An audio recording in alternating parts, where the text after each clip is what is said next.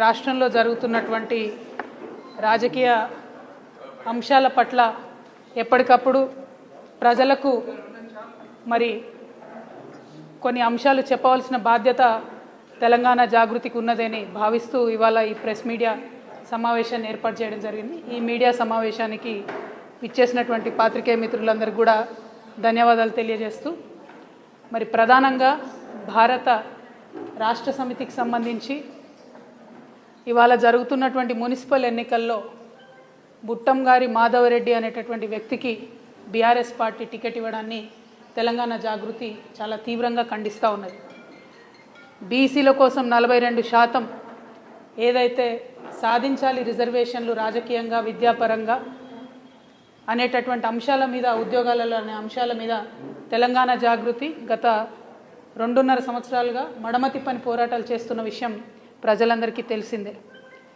ఈ పోరాటాలు చేస్తున్నటువంటి నేపథ్యంలో మరి అసెంబ్లీలో బిల్లు పెట్టించడంలో కానీ, ఆర్డినెన్స్ విషయంలో వెనకబడి ప్రభుత్వాన్ని రైల్ రోకో చేస్తామనేటటువంటి అంశాలను కూడా తీసుకొని ముందుకు వెళ్ళడంలో తెలంగాణ జాగృతి అన్ని బీసీ సంఘాలతో కలిసి పోరాటం చేసిన విషయం ప్రజలందరికీ తెలిసిందే.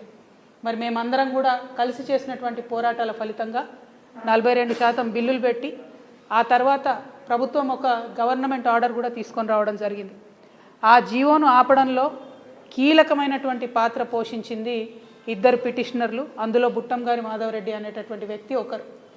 మరి ఆ పిటిషనర్ని ఇవాళ బీఆర్ఎస్ పార్టీ బాజాప్తా టికెట్ ఇవ్వడము మున్సిపల్ ఎన్నికలలో అంటే బీఆర్ఎస్ పార్టీ మరి ఆ కేసు వేయించిందా, లేకపోతే బీఆర్ఎస్ పార్టీ బీసీలకు వ్యతిరేకమా, లేకపోతే బీఆర్ఎస్ పార్టీ 42% బీసీలకు రిజర్వేషన్ ఇవ్వడాన్ని కంప్లీట్గా వ్యతిరేకిస్తుందా అన్న విషయం మాత్రం ఆ పార్టీ స్పష్టం చేయాల్సిందిగా తెలంగాణ జాగృతి నుండి మేము డిమాండ్ చేస్తూ ఉన్నాం. ఎప్పుడైతే ఈ కేసు పడ్డదో ఆనాడే మేము చెప్పినాం, హరీష్ రావు గారికి సంబంధించినటువంటి మనుషులు, హరీష్ రావు గారికి సంబంధించినటువంటి పర్సనల్ లాయరు ఢిల్లీ వేదికగా ఈ యొక్క పిటిషన్ వేయించడం జరిగింది. ఆ 2 పిటిషనర్లు కూడా డైరెక్ట్గా హరీష్ రావు గారితో అనేక సందర్భాల్లో మరి కలిసి కనిపించినటువంటి వ్యక్తులను కూడా మేము చెప్పడం జరిగింది. అదేవిధంగా హరీష్ రావు గారి పర్సనల్ లాయర్ ఏదైతే ఉన్నారో ఈ పిటిషన్ వేయడంలో చాలా కీలకంగా వ్యవహరించారనేటటువంటి అంశాన్ని కూడా మీ అందరి ద్వారా ప్రజలకు తెలియజేస్తూ ఉన్నాం. ఆనాడు కేవలం ఒక్క హరీష్ రావు గారే దీని వెనుక ఉన్నారని నేను అనుకున్నా. కానీ ఆనాడు మేము చేసిన ఆరోపణలు యావత్తు బీఆర్ఎస్ పార్టీ ఈ కుట్ర వెనుక ఉంది అని రుజువు చేస్తూ ఇవాళ బుట్టంగారి మాధవరెడ్డి అనే వ్యక్తికి టికెట్ ఇచ్చారని నేను భావిస్తూ ఉన్నా. మొన్న కేటీఆర్ గారు ఎవరికైనా ఓటేయాలంటే మరీ ఇటువంటి వ్యక్తిని తీసుకొచ్చి ఓటేయమంటారని నేను అనుకోలే. ఎందుకంటే ఇవాళ బీసీ బిడ్డలు తెలంగాణ సమాజంలో 56% మంది ఉన్నారు. వాళ్ళ నోటికాడి బుక్కను గుంజుకున్నటువంటి పిటిషనర్ను పట్టుకొచ్చి ఓటు వీళ్ళకి వేయండి అని బీఆర్ఎస్ పార్టీ చెప్తే మరి ఓటు వేయాలన్నా బీఆర్ఎస్ పార్టీకి వద్దా ఆలోచించుకోవాల్సిందిగా యావత్తు తెలంగాణ బీసీ సమాజాన్ని కూడా నేను కోరుతా ఉన్నాను. ఇది ఎటువంటి రాజకీయం? మీరు కనీసం బీసీల కోసం ఒక మీటింగ్ పెట్టలే. ఎప్పుడు ఎట్లా పెట్టారు? బీఆర్ఎస్ పార్టీ నుండి డైరెక్ట్గా నాయకత్వం ఎప్పుడు మాట్లాడలే. బీసీ ప్రజాప్రతినిధుల ఫోరం పేరిట మీటింగ్ పెట్టారు. ఆ తర్వాత ఒక్కసారి తెలంగాణ భవన్లో మీటింగ్ పెట్టారు. మొదలు జనగణన అన్నప్పుడు అసలు జనగణనకు పార్టిసిపేట్ చేయొద్దని చెప్పారు, కన్ఫ్యూజ్ చేసిరు. అదంతా అయిపోయినాక రెండోసారి జనగణన చేయాలని చెప్పారు. ఎక్కడా కూడా చిత్తశుద్ధితోని బీసీ మీటింగ్లు, బీసీల అంశంలో బీఆర్ఎస్ పార్టీ సపోర్ట్ చేయలే. అందరం గోల చేస్తే యావత్ సమాజం రోడ్ల మీదకి వస్తే మేము పెడతాం బీసీ మీటింగ్లు అని చెప్పారు. కానీ అవెన్నడూ కూడా మరి కార్యరూపం దాల్చలేదు.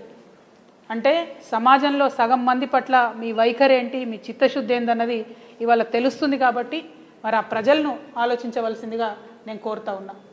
ఒక పక్క బీఆర్ఎస్ పార్టీ ఇట్లా ఉంటే ఇంకొక పక్క కాంగ్రెస్ పార్టీ నవ్విపోతురుగాక నాకేటి సిగ్గు అన్నట్టు ఇవాళ మా నిజామాబాద్ ఎన్నికలకు ఇన్ఛార్జ్గా ఎమ్మెల్యే గాంధీ గారిని పంపడం జరిగింది. మరి గాంధీ గారు ఎవరు అంటే బీఆర్ఎస్ పార్టీ కోటాలో ఆయనకు పిఎస్సి చైర్మన్ వచ్చింది. ఆయన బీఆర్ఎస్ ఎమ్మెల్యేగా పిఎస్సి చైర్మన్ వచ్చింది. ఈ బీఆర్ఎస్ ఎమ్మెల్యేకు స్పీకర్ గారు క్లీన్ చీట్ ఇచ్చారు. ఈయన పార్టీ మారలేదు, ఈయన బీఆర్ఎస్ ఎమ్మెల్యేనే అని క్లీన్ చీట్ ఇచ్చారు. మరి ఈయన బీఆర్ఎస్ ఎమ్మెల్యే అయితే నిజామాబాద్ కాంగ్రెస్ పార్టీ ఎన్నికల ఇన్ఛార్జ్గా ఎట్లా వస్తాడు? దానికి బాజాప్తా గాంధీ భవన్ నుంచే మీరు ఇవాళ లెటర్ ఇచ్చి పంపించారు. అంటే అధికారంలో ఉన్నటువంటి పక్షం ఘోరాతి ఘోరంగా ప్రజాస్వామ్యాన్ని అపహాస్యం చేస్తూ ప్రజల యొక్క తీర్పును అవహేళన చేస్తూ వాళ్ళు ఒక పద్ధతి పాటిస్తారు, ప్రతిపక్షం ఇంకొక పద్ధతి పాటిస్తుంది. ఎవరిని నమ్మాలి ప్రజలు ఈ టైంలో? ఎవరు కోటేయాలి ప్రజలు? ఇంత అవహేళన చేస్తే మాలాంటి బాధ్యత కలిగినటువంటి సంస్థలు చూస్తూ ఊరుకోవడం కరెక్ట్ కాదు. కాబట్టి ఇవాళ మేము ప్రశ్నిస్తూ ఉన్నాం. కాంగ్రెస్ పార్టీ నిన్న కూడా నేను డిమాండ్ చేసిన, ఒక పక్క సంజయ్ గారు జగిత్యాల ఎమ్మెల్యే సీఎం గారు ఆధ్వర్యంలో చేరినటువంటి వ్యక్తికి స్పీకర్ గారు క్లీన్ చీట్ ఇస్తారు. ఇవాళ గాంధీ గారికి స్పీకర్ గారు క్లీన్ చీట్ ఇచ్చారు. అయితే కాంగ్రెస్ పార్టీ అన్న ఆయనను వెనక్కి తీసేసుకోవాలి, నిజామాబాద్కి ఏదైతే ఆయనను ఇన్ఛార్జిగా వేశారో వెనక్కి తీసుకోవాలి. లేదంటే స్పీకర్ గారన్నా ఇప్పటికన్నా వేటేయండి దయచేసి. చిత్తశుద్ధి ఉంటే మీకు ఏమాత్రం మీ రాహుల్ గాంధీ గారు పట్టుకొని తిరిగే రాజ్యాంగం మీద మీకు ఏమాత్రం నమ్మకం ఉన్నా దయచేసి వేటు వేయండి గాంధీ గారి మీద. మీరు ఈ రెండు చేయకుండా ప్రజల్ని మోసం చేస్తే మాత్రం తెలంగాణ ప్రజలకు మెమరీ పవర్ చాలా ఎక్కువ ఉంటుంది, ఖచ్చితంగా గుర్తుపెట్టుకుంటారు. సమయం సందర్భం వచ్చినప్పుడు కాంగ్రెస్ పార్టీని బీఆర్ఎస్ పార్టీని రెండు కూడా కర్రుగాల్చి వాత పెడతారన్న విషయాన్ని ఈ సందర్భంగా తెలియజేస్తూ ఉన్నాం. మరి ఇవన్నీ ఒక పక్క జరుగుతుంటే ఇంకొక పక్క బడ్జెట్ సమావేశాలు వస్తున్నాయి, బడ్జెట్ కేటాయింపుల మీద చర్చ జరుగుతూ ఉంది. కాంగ్రెస్ పార్టీకి చిత్తశుద్ధి ఉంటే మీరు ఏదైతే మాట ఇచ్చారో బీసీ సబ్ ప్లాన్ పెడతాం 20,000 కోట్లు సంవత్సరానికి ఇస్తామని చెప్పారో దాని మీద ఎక్సర్సైజ్ చేయండి.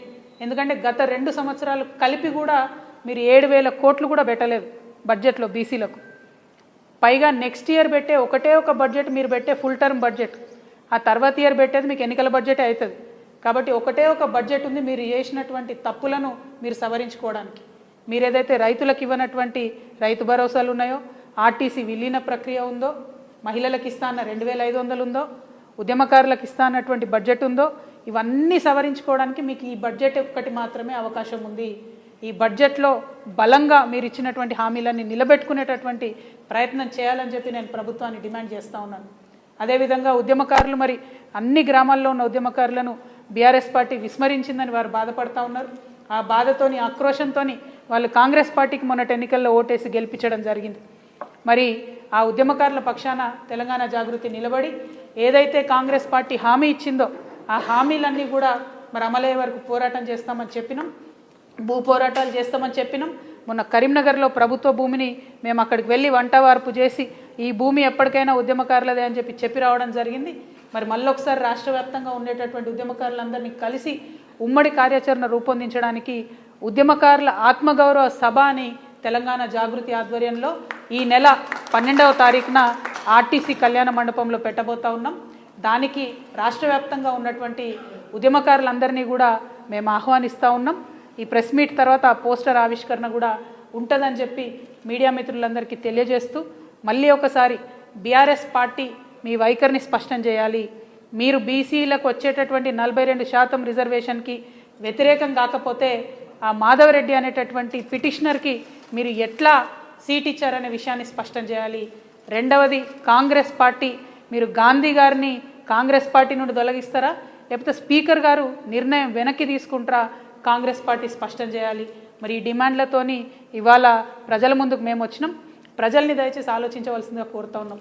ఎన్నికలు వస్తుంటాయి పోతుంటాయి, కొంతమంది ఎన్నికైతుంటారు పోతుంటారు, కానీ ఆయా ఎన్నికలలో ఆయా పార్టీల వైఖరి ఏందన్నది మాత్రం మనం గుర్తుపెట్టుకోవాల్సినటువంటి అవసరాన్ని దయచేసి మేధావులకు, విద్యార్థులకు, మహిళలకు గుర్తు చేస్తూ మీ అందరి దగ్గర నేను సెలవు తీసుకుంటున్నాను. Thank you. జై తెలంగాణ, జై జాగృతి.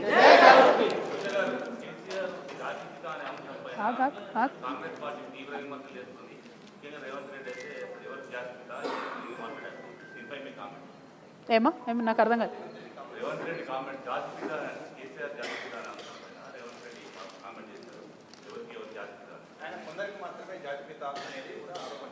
అంటే ఒక్క విషయం అండి, ఎవరు ఏం చేసినా తెలంగాణ ఉద్యమంలో మనందరం చేసిన ఉద్యమాలకు మనకంటూ ఒక పేజీ ఉంటుంది, ఒక చరిత్ర ఉంటుంది. కేసీఆర్ గారికి మాత్రం ఒక పుస్తకమే ఉంటుంది. నేను ఇవాళ కేసీఆర్ గారికి విభేదించవచ్చు, నేను ఇవాళ బీఆర్ఎస్ పార్టీలో లేకపోవచ్చు, కానీ కేసీఆర్ గారు చేసిన ఉద్యమానికి ఆయన చరిత్రలో ఒక పుస్తకమే ఉంటుంది. ఆ విషయాన్ని కాదు అని చెప్పి రేవంత్ రెడ్డి గారు కేసీఆర్ గారిని రాజకీయంగా ఎదుర్కొనే దమ్ము ధైర్యం లేక ఆయన మీద విమర్శలు చేస్తున్నారని నేను భావిస్తున్నాను. నేను కేసీఆర్ గారికి మద్దతు ఇస్తలేను. రాష్ట్ర రాజకీయాల్లో ఒక మర్యాదపూర్వకమైన వాతావరణం ఉండాలని కోరుకునే ఆడబిడ్డగా చెప్తున్నా. విమర్శ చేయండి, ఏదన్నా చేయండి, కానీ ఒక లైన్ దాటొద్దు. రేవంత్ రెడ్డి గారు అన్ని లైన్లు దాటి ఒక జాతిని పట్టుకొని మాట్లాడుతూ ఉన్నారు. నేను నిన్న కూడా చెప్పిన అది కరెక్ట్ కాదు. ఏ జాతిని ఎవరు కూడా అవమానించకూడదు. అన్ని జాతులకు మనం గౌరవం ఇచ్చుకుంటేనే బాగుంటుంది. రాజ్యాంగం మీద ప్రమాణం చేసి కేవలం కేసీఆర్ గారు పుట్టిన కులాన్ని నేను ఎటుపడితే అటు మాట్లాడతా అంటే చూస్తూ ఏ ప్రజలు కూడా ఊరుకోరు, ఎవరు కూడా హర్షించరు, ఏ కులం వాళ్ళు కూడా హర్షించరు. అది తప్పు. కేసీఆర్ గారి చరిత్ర చెడిపేస్తా అంటే చెరిగేది కాదు. అట్లనే రేవంత్ రెడ్డి గారి చరిత్ర కూడా చెరిగేది కాదు. అది మంచిదా చెడ్డదా ఆయన నిర్ణయించుకోవాలి, నాకు అనవసరం. కానీ ప్రజల హృదయాలను గెలుచుకొని ఎప్పుడైనా రాజకీయాలు చేయాలి, కానీ అవతలోని తిడితేనే రాజకీయం చేస్తాం అనుకుంటే అది కరెక్ట్ కాదు. నేను రేవంత్ రెడ్డి గారి వాక్యాలను నిన్న కూడా ఖండించాను, ఇవాళ కూడా ఖండిస్తున్నా. ఇటువంటి భాష తెలంగాణ రాజకీయాల్లో ఉండకూడదని చెప్పి నేను మనస్ఫూర్తిగా నమ్ముతా ఉన్నాను. Thank you. మేమా మున్సిపల్ ఎన్నికల్లో మా వాళ్ళు చాలా చోట్ల నిలబడ్డారు, అందరూ సింహం గుర్తు మీద నిలబడ్డారు. నేను ప్రజలందరిని ఒకటే కోరుతా ఉన్నా, రెండు పార్టీల వైఖరి మీరు చూసిండ్రు. కాంగ్రెస్ వైఖరి ఎట్లా ఉందో, బీఆర్ఎస్ వైఖరి ఎట్లా ఉందో, ఇక బీజేపీతోనైతే మనకు సంబంధమే లేదు. కాబట్టి ప్రజలందరినీ రిక్వెస్ట్ చేస్తున్నా, మాలాంటి వాళ్ళు, కొత్తగా వస్తున్న వాళ్ళు, సింహం గుర్తు మీద నిలబడ్డ వాళ్ళు, ఇండిపెండెంట్గా పోటీ చేస్తున్న వాళ్ళు, సిపిఎం పార్టీ వాళ్ళు, న్యూ డెమోక్రసీ లాంటి వాళ్ళు, ప్రశ్నించే తత్వం ఉన్నటువంటి ప్రతి ఒక్కరిని కూడా గెలిపించమని నేను రిక్వెస్ట్ చేస్తున్నాను. థ్యాంక్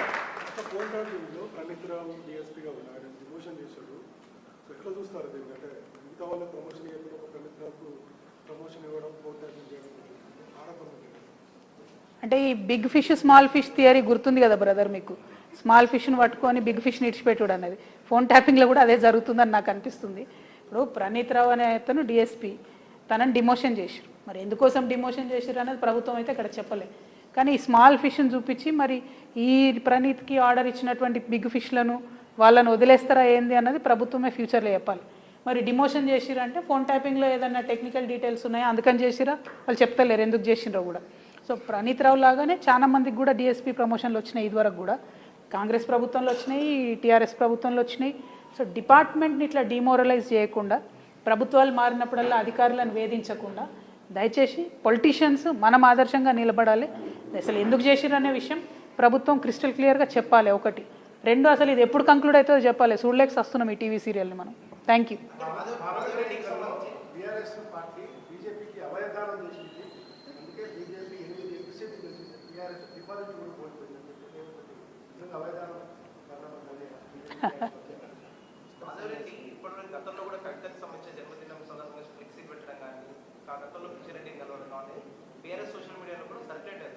అవును, మాధవరెడ్డి తెలంగాణ ఉద్యమ సందర్భంలో మా జాగృతిలో ఉన్నాడు.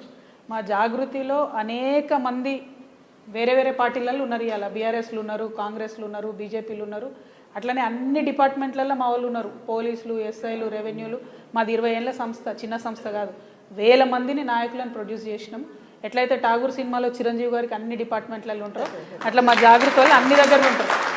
అయితే మా కర్మ ఏంటంటే మీ పిల్లగాడు పోయిండు, బయటకు పోయి ఏదో కమ్యూనిటీ ఆర్గనైజేషన్ పెట్టుకున్నాడు, మరి పనిచేస్తాడు.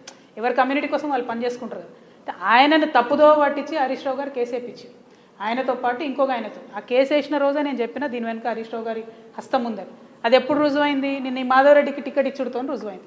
ఆ పిల్లగాడు అప్పుడెప్పుడో తెలంగాణ ఉద్యమంలో 2010లో 9లో వెళ్ళిపోయాడు మా ఆర్గనైజేషన్లోకి వెళ్ళి.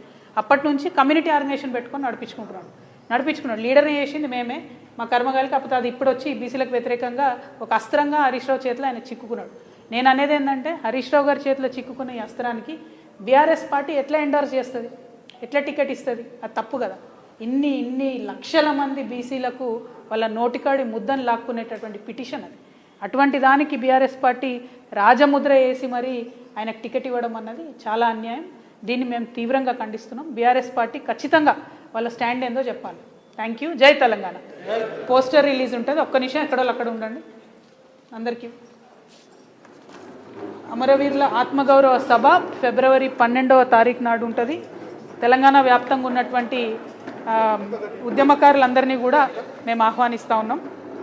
జై తెలంగాణ, జై తెలంగాణ, జై తెలంగాణ, జోహార్ తెలంగాణ ఆత్మవీర్, జోహార్ తెలంగాణ అమర వీరులకు, జోహార్ జోహార్, జోహార్ తెలంగాణ అమర వీరులకు, జోహార్ జోహార్.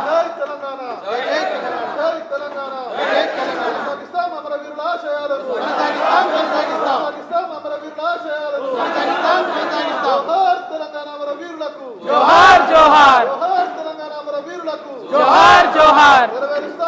ఉద్యమకారుల ఆకాంక్షలను నెరవేరుస్తాం, ఉద్యమకారుల ఆకాంక్షలను కొనసాగిస్తాం కొనసాగిస్తాం అమరవీరుల ఆశయాలను. కొనసాగిస్తాం కొనసాగిస్తాం